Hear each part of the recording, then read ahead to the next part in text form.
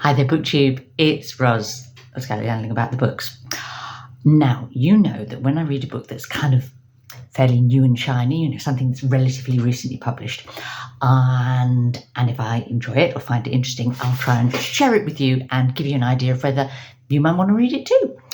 And today I'm talking about Helm by Sarah Hall. I haven't got a copy to wave because it had to go back to the library because other people have reserved it. How dare they? Now, this is a book that has really, I think, divides readers a bit. And I had a look on Goodreads and, it's got a load of 4 and 5 star reviews. People have absolutely loved it, as I did. It's also got really quite a large number of people who put that they DNF'd it and didn't enjoy it and couldn't get into it. So it feels like a good one to talk about, to give you a sense of whether, oh yeah, that would be one for you, or don't touch up the barge pole. So you don't have to worry with DNFing it. Some people, as I say, have really loved it, and that includes the Booker judges. It was on their long list. It was on the short list for the Goldsmiths Prize. Now, that's a list that's well worth looking at if you like this sort of book.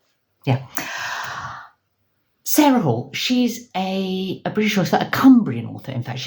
Cumbria, for those that aren't British, is a kind of hilly, rural area in the northwest of the UK with a very sort of distinctive character, I suppose.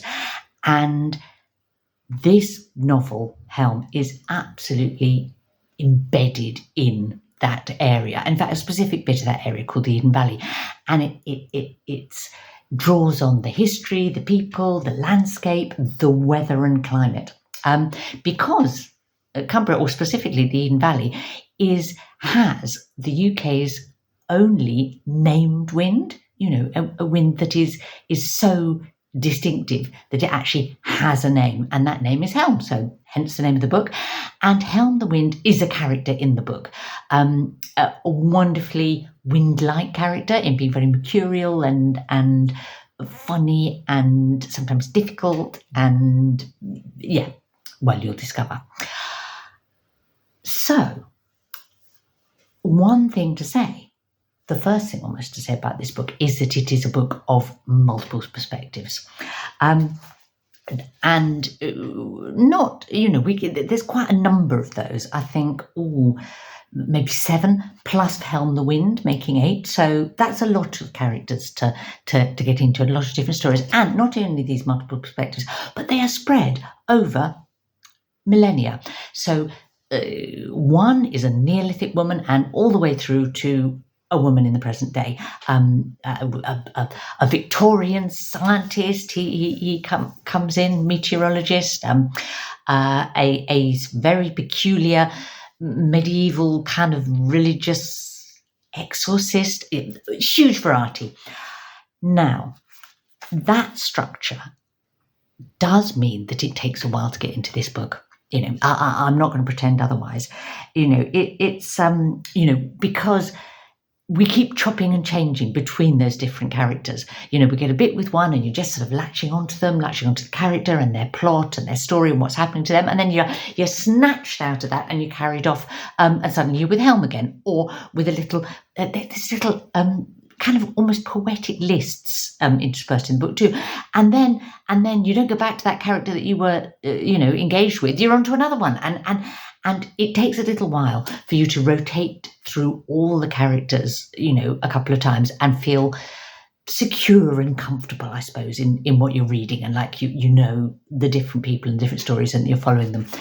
What I would say, though, is that, you have to give it that time. And if you do, you will get the payoff, because this is a really rich, intricate, fascinating story. And each of the stories, each of those 7 stories, really sort of touched or interested me. And they're very different. The tone varies between them. Some are more light-hearted, some are quite sinister, some a bit thrillerish, some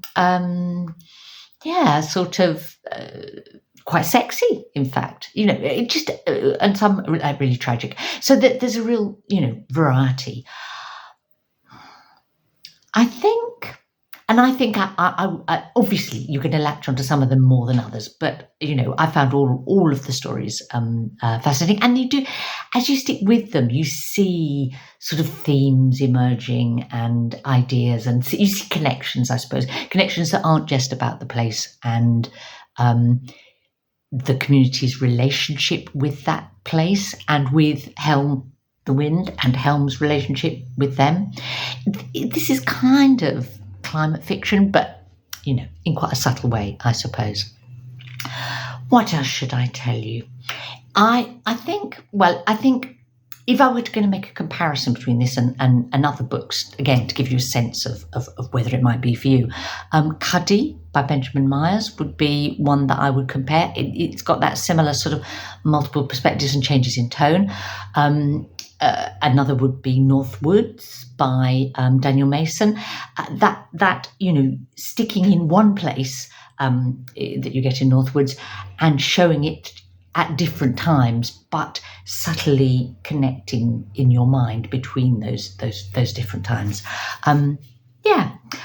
So I think it's fair to warn you that the stories are not all kind of neatly resolved. Some are left a bit open-ended, and I know that will be a big kind of no for some readers. That some people that will annoy. It doesn't me, and it almost seems fitting with Helm the Wind, and that Helm the Wind's future is actually uncertain and open-ended, as you understand when you've read the book.